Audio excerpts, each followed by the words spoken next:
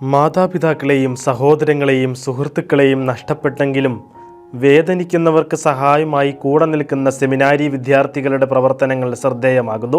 2 വർഷത്തിലേറെയായി യുദ്ധം തുടരുന്ന ഉക്രൈനിലാണ് സെമിനാരി വിദ്യാർത്ഥികളുടെ സവിശേഷമായ സേവന പ്രവർത്തനങ്ങൾ നടക്കുന്നത്. മിക്ക വിദ്യാർത്ഥികൾക്കും യുദ്ധത്തിൽ തങ്ങളുടെ പിതാക്കന്മാരെ നഷ്ടപ്പെട്ടു.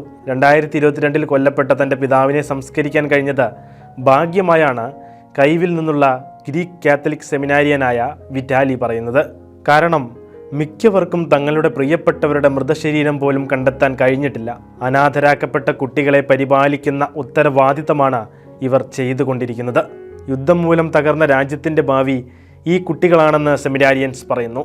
അഭയാർത്ഥി ക്യാമ്പുകളിലെ ശുശ്രൂഷയും ഇവർ ചെയ്യുന്നുണ്ട്. അവിടെ ആദ്യ കുർബാനകളും കുമ്പസാരവും വിവാഹവുമൊക്കെ നടക്കുന്നത് ഇപ്പോഴും ഇത്തരം ക്യാമ്പുകളിലാണ്. രാജ്യത്തെ 10 കത്തോലിക്ക ദൈവശാസ്ത്ര അക്കാദമികളും ACNൻ്റെ സഹായത്തോടെ പുനർനിർമ്മിച്ചിട്ടുണ്ട്. നിരാശതയിൽ നിപതിച്ചുകൊണ്ടിരിക്കുന്ന ഒരു സമൂഹത്തിൽ അവരോടൊപ്പം നിന്ന് പ്രത്യാശയുടെ വെളിച്ചമേകാൻ പരിശ്രമിക്കുകയാണ് ഈ സെമിനാരി വിദ്യാർത്ഥികൾ.